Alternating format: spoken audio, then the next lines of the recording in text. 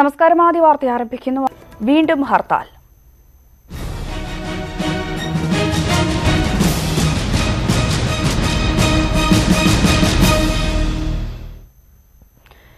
ശബരിമലയിൽ സ്ത്രീകൾ പ്രവേശിച്ചതിനെതിരെ ബിജെപി പിന്തുണയോടെ ശബരിമല കർമ്മസമിതി ആഹ്വാനം ചെയ്ത ഹർത്താൽ സംസ്ഥാനത്ത് ആരംഭിച്ചു. എന്നാൽ ഹർത്താലുമായി സഹകരിക്കില്ല എന്നും കടകൾ തുറക്കുമെന്നും നിലപാടിലാണ് വ്യാപാരികൾ. ഹർത്താൽ നേരിടാൻ ശക്തമായ നടപടികൾ സർക്കാർ പ്രഖ്യാപിച്ചിട്ടുണ്ട്. അക്രമികളെ അറസ്റ്റ് ചെയ്യാൻ ഡിജിപി നിർദ്ദേശം നൽകി.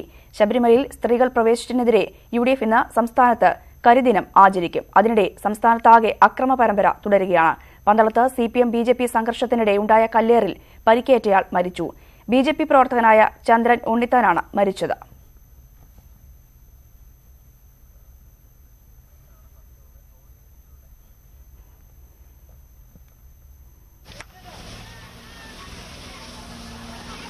ശബരിമലയിൽ സ്ത്രീകൾ പ്രവേശിച്ചതിനെതിരെ ബിജെപി പിന്തുണയോടെ ശബരിമല കർമ്മസമിതി ആഹ്വാനം ചെയ്ത ഹർത്താലിന് തുടക്കമായിരിക്കുന്നു. എന്നാൽ ഹർത്താലുമായി സഹകരിക്കില്ല എന്നും കടകൾ തുറന്നു പ്രവർത്തിക്കുമെന്ന നിലപാടിലാണ് വ്യാപാരികൾ.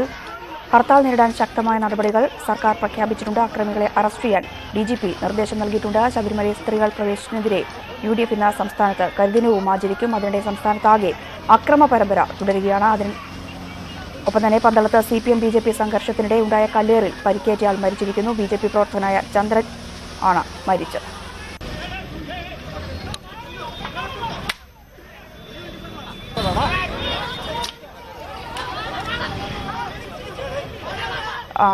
കൂടുതൽ വിശദാംശങ്ങളുമായി ഉമേഷ് ബാലകൃഷ്ണൻ പന്തളത്ത് നിന്നും ചേരുന്നു. ഉമേഷ്, പന്തളത്ത് ഇന്നലെ സിപിഎം ബിജെപി സംഘർഷത്തിനിടെ ഉണ്ടായ കല്ലേറിൽ പരിക്കേറ്റയാൾ മരിച്ചിരിക്കുന്നു. ബിജെപി പ്രവർത്തകനായ ചന്ദ്രനാണ് മരിച്ചത്. ഏറ്റവും പുതിയ വിശദാംശങ്ങൾ എങ്ങനെയാണ് പുറത്തുവരുന്നത്?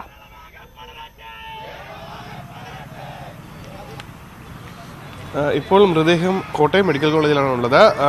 പോസ്റ്റ്മോർട്ടത്തിന് ശേഷം മാത്രം മൃതദേഹം വിട്ടു നൽകുകയുള്ളൂ. ഇന്ന് രാവിലെ മാത്രമേ പോസ്റ്റ്മോർട്ടം നടക്കുകയുമുള്ളൂ. ഒരുപക്ഷെ ഉച്ചയ്ക്ക് മുൻപ് തന്നെ മൃതദേഹം ലഭിക്കുകയാണെങ്കിൽ പന്തളത്ത് തന്നെയാണ് സമീപം തന്നെയാണ് അദ്ദേഹത്തിൻ്റെ വീടും. അദ്ദേഹത്തിൻ്റെ വീട്ടിലേക്ക് മൃതദേഹം എത്തിക്കും.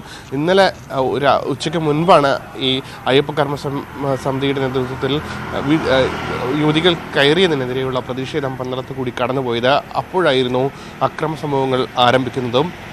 ഈ പന്തളത്തൂർ കടന്നുപോയ കർമ്മസമിതിയുടെ പ്രവർത്തകർക്ക് നേരെ സിപിഎം പ്രവർത്തകർ കല്ലേറ് നടത്തുകയും ചെയ്തു. കല്ലേറിൽ പരിക്കേറ്റ് തന്നെയാണ് ചന്ദ്രനെ ആശുപത്രിയിലേക്ക് മാറ്റുന്നതും. തലയ്ക്ക് ഗുരുതരമായി പരിക്കേറ്റിരുന്നു.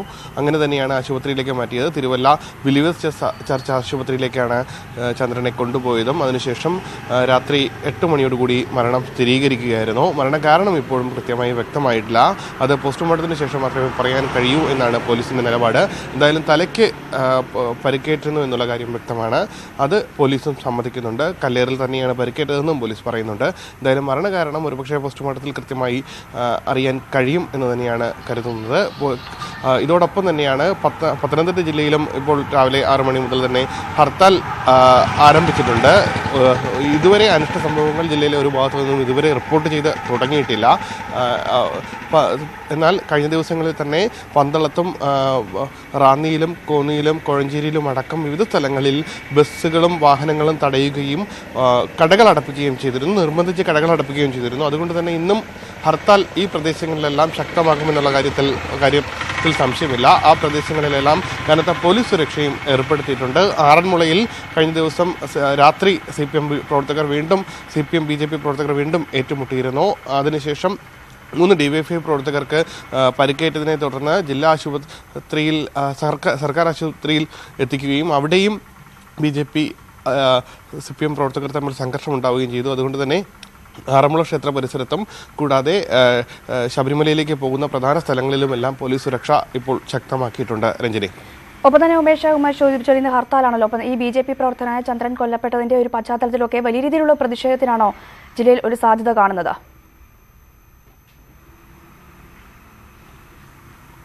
സ്വാഭാവികമായി സംസ്ഥാന നേതാക്കളടക്കം ബിജെപിയിലെ സംസ്ഥാന നേതാക്കളടക്കം പന്തളത്തേക്ക് എത്തുമെന്നുള്ള കാര്യം സംശയമില്ല. അവർ കൃത്യമായി എത്തും. എപ്പോഴാണ് സംസ്കാരം എന്നുള്ള കാര്യം തീരുമാനിച്ച ശേഷമായിരിക്കും അവരെല്ലാം എത്തുക. അതോടൊപ്പമാണ് ഇപ്പോൾ പന്തളത്ത് നിന്നുള്ള ഒരു ഭൂരിഭാഗം പ്രവർത്തകരും കോട്ടയം മെഡിക്കൽ കോളേജിലേക്ക് നീങ്ങാനാണ് സാധ്യത. കാരണം മൃതദേഹം അവിടെ നിന്ന് വിലാപയാത്രയായി കൊണ്ടുവരാനുള്ള ഉദ്ദേശമാണ് ഇപ്പോൾ ഉള്ളത്. അത് കൃത്യമായി പറഞ്ഞിട്ടില്ല ഇപ്പോഴും. അതുകൊണ്ട് തന്നെ സ്വാഭാവികമായി പന്തളത്തും അല്ലെങ്കിൽ തന്നെ അതായത് ശബരിമല വിഷയം തുടരുന്ന സമയം മുതൽ തന്നെ പന്തളം, പത്തനംതിട്ട, അടൂർ അടക്കമുള്ള സ്ഥലങ്ങളിൽ വലിയ പ്രതിഷേധങ്ങൾ ഉണ്ടായതാണ്. അപ്പോൾ ഈ ഒരു മരണം കൂടി നടന്ന സാഹചര്യത്തിൽ പ്രതിഷേധം കൂടുതൽ ശക്തമാകുമെന്ന കാര്യത്തിൽ സംശയവുമില്ല. പോലീസും അത് മുൻകൂട്ടി കാണുന്നുണ്ട്. പോലീസിന്റെ ഭാഗത്ത് നിന്ന് ഇത്തരത്തിൽ പ്രതിഷേധങ്ങൾ അതിരുകടക്കും എന്നുള്ള കാര്യം പോലീസും സമ്മതിക്കുന്നുണ്ട്. അതുകൊണ്ട് തന്നെ ശക്തമായ പോലീസ് സുരക്ഷ ഏർപ്പെടുത്തുന്നുണ്ട്. എന്നാൽ കഴിഞ്ഞ ദിവസങ്ങളിൽ തന്നെ കടകൾ, അടൂരും പന്തളത്തും എല്ലാം കടകളെല്ലാം നിർബന്ധിച്ച് അടപ്പിച്ചിരുന്നു. അതുകൊണ്ട് തന്നെ കടകളൊന്നും ഇന്ന് തുറന്നു പ്രവർത്തിക്കുമെന്നുള്ള കാര്യത്തിൽ തുറന്നു പ്രവർത്തിക്കാൻ സാധ്യതയില്ല. ആരും തുറന്നു പ്രവർത്തിപ്പിക്കാൻ മുതിരുന്നു തോന്നുന്നില്ല. കാരണം വ്യാപാരി വ്യവസായി അടക്കമുള്ള സംഘടനകൾ ഇന്ന് കടകൾ തുറന്ന് പ്രവർത്തിക്കുമെന്ന് പറഞ്ഞിട്ടുണ്ടെങ്കിൽ പോലും പന്തളത്തോ അടൂരോ പത്തനംതിട്ട ജില്ലയിലെ വിവിധ ഭാഗങ്ങളിലോ അത്തരത്തിലൊരു കടകൾ തുറക്കാനുള്ള സാധ്യത വളരെ കുറവാണ്. ഒരുപക്ഷെ പത്തനംതിട്ട നഗരത്തിൽ പോലീസ് സുരക്ഷ ഉണ്ടെങ്കിൽ മാത്രം, പത്തനംതിട്ട നഗരത്തിൽ മാത്രം ഒരുപക്ഷെ കടകൾ തുറക്കാൻ സാധ്യതയുള്ളൂ. KSRTC ബസ്സുകളൊന്നും പത്തനംതിട്ട ഡിപ്പോയിൽ നിന്നും ഇതുവരെ സർവീസ് നടത്തി തുടങ്ങിയിട്ടില്ല. ഒരുപക്ഷെ രാവിലത്തെ സാഹചര്യം കൂടി കണക്കിലെടുത്ത ശേഷമായിരിക്കും KSRTC ബസ്സുകൾ സർവീസ് നടത്തണമോ വേണ്ടയോ എന്നുള്ള കാര്യത്തിൽ അന്തിമ തീരുമാനമെടുക്കുക. സമരം ശക്തമാകും. പത്തനംതിട്ട ജില്ലയിൽ ശബരിമലയുമായി ചേർന്ന് നിൽക്കുന്ന പ്രധാന ജില്ല എന്ന നിലയിൽ പത്തനംതിട്ട ജില്ലയിലാകെ സമരം വലിയ രീതിയിൽ ബാധിക്കും. സാധാരണഗതിയിൽ സംസ്ഥാന നേതാക്കൾ അടക്കം തിരുവനന്തപുരത്ത് കേന്ദ്രീകരിച്ച ഇന്നലെ തന്നെ തിരുവനന്തപുരം കേന്ദ്രീകരിച്ചിരുന്നു. പക്ഷേ അത് ഇന്ന് മാറും. അവരെല്ലാവരും സംസ്കാര സമയം ചന്ദ്രൻ്റെ മൃതദേഹം എപ്പോഴാണ് സംസ്കരിക്കുന്നത് അതിനനുസരിച്ച് പത്തനംതിട്ട ജില്ലയിലേക്ക് അവരെല്ലാം ക്യാമ്പ് ചെയ്യും. അതിനുശേഷം ഒരുപക്ഷെ ഹർത്താലിന്റെ പ്രധാന കേന്ദ്രമായി പത്തനംതിട്ട ജില്ല മാറാനും സാധ്യതയുണ്ട്. രഞ്ജിനി. ശരി ഉമേഷ്, ഇപ്പോൾ കൊച്ചിയിൽ നിന്ന് SS ശരൺ കൂടി ചേരുന്നുണ്ട്. ശരണ, എന്തായാലും ഹർത്താൽ ആരംഭിച്ചിരിക്കുന്നു. കൊച്ചിയിൽ നിന്നുള്ള ഏറ്റവും പുതിയ വിശദാംശങ്ങൾ എങ്ങനെയാണ്? ഇന്നലെ എറണാകുളം ജില്ലയിലടക്കം വലിയ രീതിയിലുള്ള പ്രതിഷേധങ്ങളാണ് കണ്ടത്. ഇന്ന് ശബരിമല കർമ്മസമിതിയുടെ നേതൃത്വത്തിലായാലും BJPയുടെ നേതൃത്വത്തിലായാലും വലിയ രീതിയിലുള്ള ഒരു പ്രതിഷേധങ്ങൾക്കാണോ ജില്ലയിൽ ആഹ്വാനം ചെയ്തിരിക്കുന്നത്? ഏറ്റവും പുതിയ വിശദാംശങ്ങൾ എങ്ങനെയാണ്?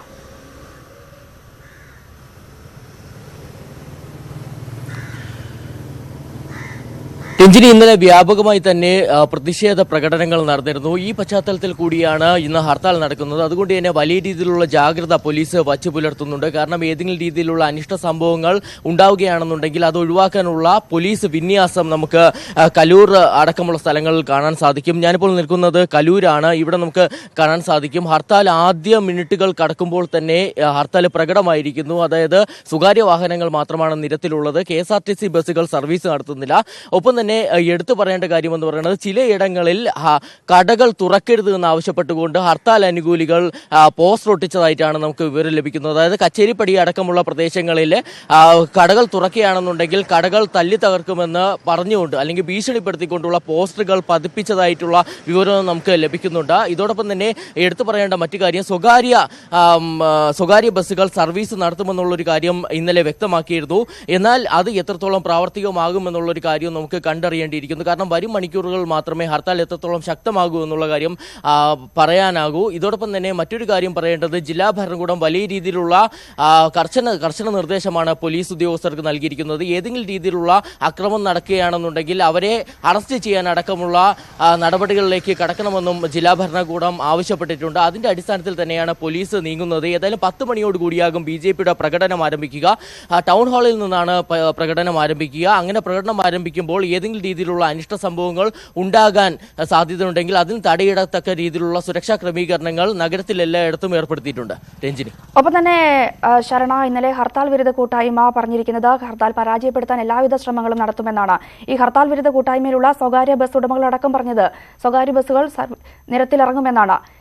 ഇന്ന് സ്വകാര്യ ബസ്സുകൾ നിരത്തിലിറങ്ങാനുള്ള ഒരു സാധ്യത തന്നെയാണോ കാണുന്നത്?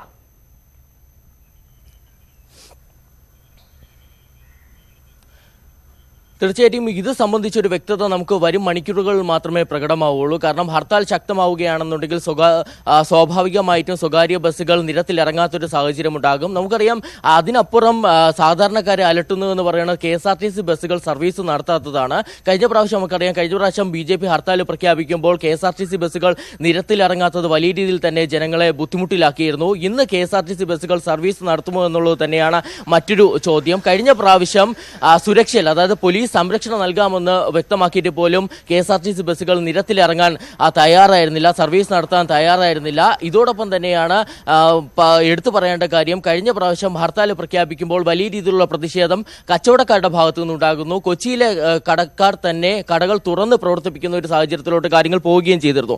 ഇന്ന് അത്തരത്തിലുള്ള ഒരു നീക്കം തന്നെയാണ് കച്ചവടക്കാരുടെ ഭാഗത്തു നിന്നുണ്ടാവുക എന്നാണ് നമുക്ക് മനസ്സിലാക്കാൻ സാധിക്കുന്നത്. കാരണം കഴിഞ്ഞ ഹർത്താൽ പ്രഖ്യാപിച്ചതിന് ശേഷം 42 സംഘടനകൾ അടങ്ങുന്ന ഒരു കൂട്ടായ്മ രൂപീകരിക്കുകയും ഒപ്പം തന്നെ സേ നോ ടു ഹർത്താൽ എന്ന പറഞ്ഞ സംഘടന ശക്തമായി ഹർത്താലിനെതിരെ പ്രചരണം നടക്കുന്ന അടക്കമുള്ള കാര്യങ്ങൾ നമ്മൾ കാണുകയും ചെയ്തിരുന്നു. ഇതിന് ശേഷമാണ് വീണ്ടും ഒരു ഹർത്താൽ എത്തുന്നത്. ആ ഹർത്താൽ എത്തുമ്പോൾ കച്ചവടക്കാർ, അതായത് കടകൾ തുറന്ന് പ്രവർത്തിപ്പിക്കുമെന്നുള്ള കാര്യമാണ് കൊച്ചിയിലെ വ്യാപാരികൾ വ്യക്തമാക്കിയിരിക്കുന്നത്.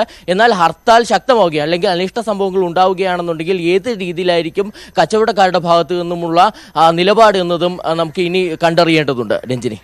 ശരി ശരൺ, തിരുവനന്തപുരത്തേക്ക് വരുമ്പോൾ കിരൺ ബാബു ചേരുന്നുണ്ട്. കിരണ, ഹർത്താൽ ആരംഭിച്ചിരിക്കുന്നു. തിരുവനന്തപുരത്ത് നിന്നുള്ള ഏറ്റവും പുതിയ വിശദാംശങ്ങൾ എന്താണ്? വലിയ രീതിയിലുള്ള പ്രതിഷേധങ്ങൾ ഇന്ന് തലസ്ഥാനത്ത് ഉണ്ടാകാനുള്ള ഒരു സാധ്യതയല്ലേ കാണുന്നത്?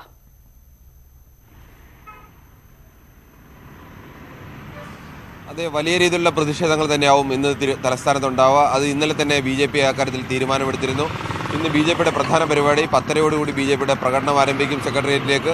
അത് പഴവങ്ങാട് ഗണപതി ക്ഷേത്രത്തിന് മുന്നിൽ നിന്നാണ് പ്രകടനം ആരംഭിക്കുന്നത്. അതിനുശേഷം അത് സെക്രട്ടേറിയറ്റിലേക്കാണ് പ്രകടനം നീങ്ങുന്നത്. ഇന്ന് രാവിലെ 6 മണിക്ക് ഇപ്പോൾ നമ്മൾ നിൽക്കുന്നത് തമ്പാൻ ബസ് സ്റ്റാൻഡിനും റെയിൽവേ സ്റ്റേഷനും ഇടയ്ക്കുള്ള റോഡിലാണ്. ഇവിടെ സ്വകാര്യ വാഹനങ്ങളും ഓട്ടോറിക്ഷയും വ്യാപകമായി തന്നെ ഓടുന്നുണ്ട്. എന്നാൽ KSRTC ബസ് പൂർണ്ണമായും സർവീസ് നിർത്തിവെച്ചിരിക്കുകയാണ്. മറ്റ് സ്വകാര്യ വാഹനങ്ങളാണ് ഓടുന്നവയിലേറെ. ഹർത്താലിൻ്റെ ഒരു പ്രതീതിയിലേക്ക് പൂർണ്ണമായും തിരുവനന്തപുരം എത്തിച്ചേർന്നിട്ടില്ല. സാധാരണഗതിയിൽ തന്നെ ഹർത്താൽ തിരുവനന്തപുരത്ത് 6 മണി, 6:30, 7 മണിയോടുകൂടിയാണ് അത്ര ഒരു പ്രതീതിയിലേക്ക് സാധാരണ എത്തിച്ചേരാറുള്ളത്. ആ അവസ്ഥ തന്നെയാണ് ഇപ്പോഴും തിരുവനന്തപുരത്തുള്ളത്. ഓട്ടോറിക്ഷകൾ വ്യാപകമായി തന്നെ KSRTC ബസ് സ്റ്റാൻഡിൽ നിന്നും അതോടൊപ്പം തന്നെ റെയിൽവേ സ്റ്റേഷനിൽ നിന്നും വ്യാപകമായി തന്നെ ഓടുന്നുണ്ട്. ടാക്സികളും സ്വകാര്യ വാഹനങ്ങളും ഓടുന്നുണ്ട്. എന്നാൽ KSRTC ബസ് പൂർണ്ണമായും സർവീസ് നിർത്തിവെച്ചിരിക്കുകയാണ്. ഒപ്പം തന്നെ കിരൺ, എന്തായാലും സമാധാന പ്രശ്നങ്ങൾ ഉണ്ടാക്കുന്നവർക്കെതിരെ കർശന നടപടിയെടുക്കാൻ ജില്ലാ കളക്ടർമാർക്ക് നിർദ്ദേശം ലഭിച്ചിരിക്കുന്നു. അങ്ങനെ നോക്കുകയാണെങ്കിൽ ഹർത്താൽ നേരിടാൻ ശക്തമായ നടപടികളുമായി സർക്കാർ മുന്നോട്ട് പോകുന്നു എന്ന് വേണ്ടേ മനസ്സിലാക്കാൻ?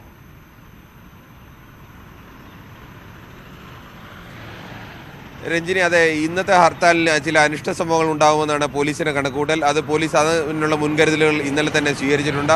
അതോടൊപ്പം തന്നെ വ്യാപാരി വ്യവസായ ഏകോപന സമിതിയുടെ തീരുമാനം ഇത് ഈ കടകൾ തുറന്ന് പ്രവർത്തിപ്പിക്കാനാണ്. അത് എത്രത്തോളം പ്രാവർത്തികമാവും എന്നുള്ള ചോദ്യമുണ്ട്. അങ്ങനെ കടകൾ തുറന്ന് പ്രവർത്തിപ്പിച്ചാൽ അത് അനുവദിക്കരുത് എന്നുള്ള നിലപാടിൽ തന്നെയാണ് BJPയും മറ്റ് ശബരിമല കർമ്മസമിതി അടക്കമുള്ളവരുടെ പ്രവർത്തകരും. അവർ കടകൾ അടപ്പിക്കാനുള്ള ശ്രമം സ്വാഭാവികമായും ഉണ്ടാവും. വ്യാപാരികളെ സംബന്ധിച്ച് തുറക്കാൻ താല്പര്യമുള്ള വ്യാപാരികൾക്കടക്കം ഏതെങ്കിലും തരത്തിൽ അനിഷ്ട സംഭവം ഉണ്ടായാൽ എന്ത് സുരക്ഷ തങ്ങൾക്ക് ലഭിക്കും എന്നുള്ള ആശങ്കയാണ് വലിയൊരു വിഭാഗം വ്യാപാരികൾക്കുള്ളത്. എന്നാലും ഒരു വിഭാഗം വ്യാപാരികളെങ്കിലും കേന്ദ്രീകരിച്ച് കടകൾ പ്രവർത്തിക്കുന്ന സ്ഥലങ്ങളിലെ വ്യാപാരികളെങ്കിലും കട തുറന്ന് പ്രവർത്തിപ്പിക്കാനാണ് ഇപ്പോഴത്തെ തീരുമാനം. ഏകദേശം 8-9 മണിയോടുകൂടിയ ഇക്കാര്യത്തിൽ എങ്ങനെയാണ് പുരോഗതി ഉണ്ടാകുന്നതെന്ന് നമുക്കറിയാൻ കഴിയും. ശരി കിരൺ, ഇപ്പോൾ കോട്ടയത്ത് നിന്ന് MS അനീഷ് കുമാർ കൂടി ചേരുന്നുണ്ട്. അനീഷ്, എന്തായാലും തിരുവനന്തപുരത്ത് സ്വകാര്യ വാഹനങ്ങളൊക്കെ നിരത്തിലിറങ്ങുന്നു, ഓട്ടോറിക്ഷകൾ അടക്കം നിരത്തിലിറങ്ങുന്ന ഒരു സാഹചര്യമാണ് ഉണ്ടായിരിക്കുന്നത്. കോട്ടയത്ത് എങ്ങനെയാണ്?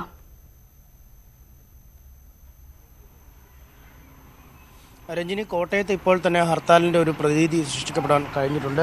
അപൂർവം സ്വകാര്യ വാഹനങ്ങളും ഏതാനും ഓട്ടോറിക്ഷകളും മാത്രമാണ് ഇപ്പോൾ നിരത്തിലിറങ്ങിയിരിക്കുന്നത്. KSRTC ഏതാണ്ട് പൂർണ്ണമായി തന്നെ സർവീസ് നിർത്തിവെച്ചിരിക്കുന്ന കാഴ്ചയാണ് കാണാൻ കഴിയുന്നത്. നിരവധി യാത്രക്കാർ ഇപ്പോൾ KSRTC ബസ് സ്റ്റേഷനിൽ നിൽക്കുന്നുമുണ്ട്. എങ്ങോട്ട് പോകാനാണ് നിൽക്കുന്നത്? ഞാൻ ചേർപ്പുങ്കൽ. എന്താ ഹർത്താലിൻ്റെ കാര്യം നേരത്തെ അറിഞ്ഞില്ല? ഒരു മരണം ഉണ്ടായി. ഇന്ന് 10 മണിക്കാണ് ശവസംസ്കാരം. 10 മണിക്ക് മുമ്പോടെ എത്താനുള്ള ഇതിൻ്റെ ഇവിടെ തന്നെ വെളുപ്പിന് ഇപ്പോൾ 4 മണിയായപ്പോൾ ഇവിടെ വന്നിക്കാൻ തുടങ്ങിയില്ല. KSRTC ഉണ്ടാവുമെന്ന് പ്രതീക്ഷ വന്നത്. എന്തായിരുന്നു KSRTC സർവീസ് നടത്തുമെന്നാണോ കരുതിയിരുന്നത്? നടത്തുമെന്നാണോ വിചാരിച്ചിരുന്നത്. പക്ഷേ ഇപ്പോൾ ഭയങ്കര ബുദ്ധിമുട്ടാണ്. ഇപ്പോൾ വാഹനം ഇല്ലാത്ത നമുക്ക് ഭയങ്കര ബുദ്ധിമുട്ടാണ്. ആവശ്യമില്ലാത്ത ഈ ഹർത്താൽ നമ്മളെ ഭയങ്കരമായിട്ട് ബുദ്ധിമുട്ടിച്ചുകൊണ്ടിരിക്കും. എവിടെ പോകാൻ വന്നായിരുന്നു? എനിക്ക് പാലാ വരെ പോകണല്ലോ. അപ്പോൾ ഭയങ്കരമായിട്ട് ബുദ്ധിമുട്ടാണ് നമുക്ക്. എന്തായാലും നിരവധി സ്ഥലങ്ങളിലേക്ക് പോകേണ്ട അത്യാവശ്യം യാത്രയ്ക്കുള്ള ആളുകൾ എത്തിയിട്ടുണ്ട്. വനിതകളടക്കമുള്ളവർ. എവിടെ പോകാനാണോ?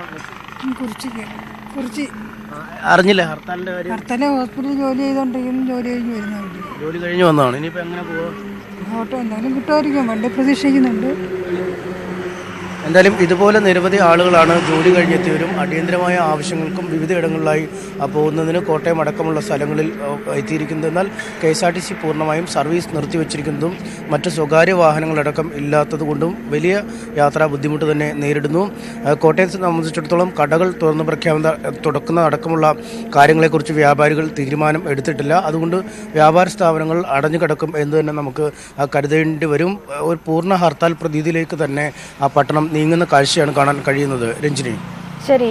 ഇപ്പോൾ കോഴിക്കോട് നിന്ന് അശ്വിൻ വല്ലത്ത് കൂടി ചേരുന്നുണ്ട്. അശ്വിൻ, എന്തായാലും ഹർത്താൽ ആരംഭിച്ചതേ ഉള്ളൂ, എങ്കിൽ കൂടിയും തിരുവനന്തപുരത്ത് വാഹനങ്ങളൊക്കെ നിരത്തിലിറങ്ങുന്ന ഒരു കാഴ്ചയാണ് കാണാൻ സാധിക്കുന്നത്. മധ്യകേരളത്തിലേക്ക് വരുമ്പോൾ വാഹനങ്ങളൊന്നും വലിയ രീതിയിൽ നിരത്തിലിറങ്ങുന്നില്ല എന്ന് എം എസ് അനീഷ് കുമാറും ശരണും റിപ്പോർട്ട് ചെയ്യുന്നു.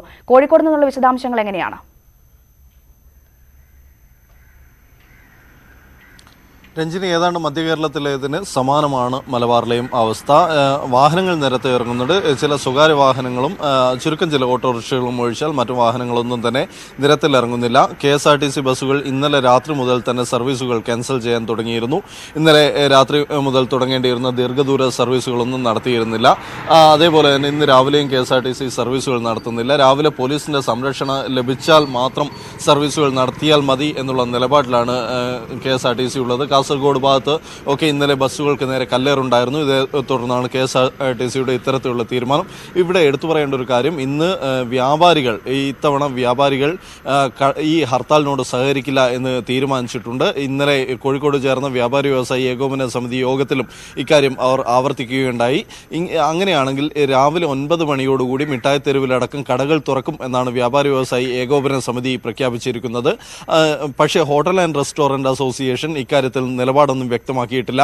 അഥവാ ഹോട്ടലുകൾ തുറക്കുകയും എന്തെങ്കിലും തരത്തിലുള്ള പ്രശ്നങ്ങൾ ഉണ്ടാവുകയും ചെയ്യുകയാണെങ്കിൽ വലിയ നഷ്ടത്തിലേക്ക് പോകേണ്ടി വരും എന്നുള്ള കാരണം നിരത്തിക്കൊണ്ടാണ് ഹോട്ടൽ ആൻഡ് റെസ്റ്റോറന്റ് അസോസിയേഷൻ അവരുടെ കടകൾ തുറക്കുന്നതുമായി ബന്ധപ്പെട്ട നിലപാട് വ്യക്തമാക്കാതിരുന്നത്. പക്ഷേ വ്യാപാരികൾ ഇന്ന് കടകൾ തുറക്കുകയാണെങ്കിൽ അവിടെ പ്രശ്നങ്ങൾ ഉണ്ടാവാൻ സാധ്യതയുണ്ട്. പക്ഷേ ഇന്നലെ രാത്രി കോഴിക്കോട് നഗരത്തിൽ ഇന്നലെ ഉണ്ടായ അനിഷ്ട സംഭവങ്ങളെ തുടർന്ന് കോഴിക്കോട് നഗരത്തിൽ ഇന്നലെ രാത്രി CPM പ്രവർത്തകർ പ്രകടനം നടത്തിയിരുന്നു. ഇത്തരത്തിൽ RSSന്റെ ഒരു ഇത്തരം അജണ്ട അനുവദിക്കില്ല, ഇത്തരത്തിൽ അരാജകത്വം അനുവദിക്കില്ല എന്നൊക്കെ പറഞ്ഞുകൊണ്ടായിരുന്നു CPMന്റെ പ്രകടനം.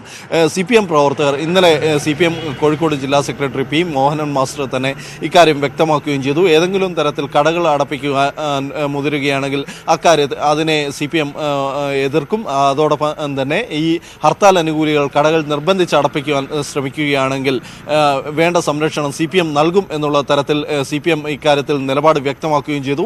ഇങ്ങനെ മിഠായി തെരുവിലടക്കം രാവിലെ 9 മണിക്കാണ് പറഞ്ഞിരിക്കുന്നത്. 9 മണിയോടെ കടകൾ തുറക്കുകയാണെങ്കിൽ ഹർത്താൽ അനുകൂലികളും CPM പ്രവർത്തകരും തമ്മിൽ ഒരു സംഘർഷത്തിനുള്ള സാധ്യത നിലനിൽക്കുന്നുണ്ട്.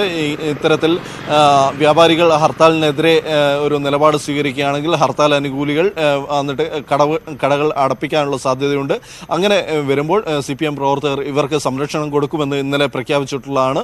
അത്തരത്തിൽ ഈ രണ്ട് പ്രവർത്തകരും ഇരുപക്ഷത്തുമായി നിലയുറപ്പിക്കുകയാണെങ്കിൽ കോഴിക്കോട് ഇന്നലെ വൈകുന്നേരം ഉണ്ടായതിന് സമാനമായ തരത്തിൽ ഒരു സാഹചര്യം ഉണ്ടാവാൻ സാധ്യതയുണ്ട്. ഏതായാലും പോലീസ് വളരെ ശക്തമായ മുൻകരുതലുകളാണ് എടുത്തിരിക്കുന്നത്. ഇന്നലെ വൈകുന്നേരം മുതൽ കോഴിക്കോട് നഗരത്തിൽ അരങ്ങേറിക്കൊണ്ടിരിക്കുന്ന അക്രമ സംഭവങ്ങളുടെയൊക്കെ പശ്ചാത്തലത്തിൽ പോലീസ് വലിയ സുരക്ഷാ നടപടികൾ തന്നെ നഗരത്തിൽ കൈക്കൊണ്ടിരിക്കുന്നു. അതോടൊപ്പം തന്നെ കോഴിക്കോട് നഗരത്തിന് പുറമെ വടകരയും കൊയിലാണ്ടിയിലും എല്ലാം തന്നെ ഇന്നലെ സമാനമായ രൂപത്തിൽ സംഘർഷമുണ്ടായിരുന്നു. ഇന്നലെ പോലീസിന് വടകരയിൽ ഗ്രനേഡ് പ്രയോഗിക്കുക, BJP പ്രകടനം അക്രമാസക്തമായതിനെ തുടർന്ന് പോലീസിന് ഗ്രനേഡ് പ്രയോഗിക്കേണ്ടി വന്നിരുന്നു. ഈ സാഹചര്യമൊക്കെയുണ്ട്. ഇന്ന് രാവിലെ കോഴിക്കോട് പാറോപ്പടിയിൽ വാഹനങ്ങൾ തടയുന്നതിന് വേണ്ടി റോഡിൽ ടയറുകൾ കൂട്ടിയിട്ട് കത്തിക്കുന്നു എന്നുള്ള തരത്തിലുള്ള ഒരു വാർത്തയും വരുന്നുണ്ട്. ഇന്ന് രാവിലെ മുതൽ തന്നെ വാഹനങ്ങൾ തടയുന്നു എന്നുള്ളതാണ് വ്യക്തമാക്കുന്നത്. രാവിലെ 6 മണി കഴിഞ്ഞ് അല്പം ഏതാനും മിനിറ്റുകൾ മാത്രമാണ് സന്നിധാനത്ത് കാര്യങ്ങൾ പൊതുവെ സമാധാനപരമാണോ? തിരക്ക്, സുരക്ഷ ഉൾപ്പെടെയുള്ള വിവരങ്ങൾ എങ്ങനെയാണ്?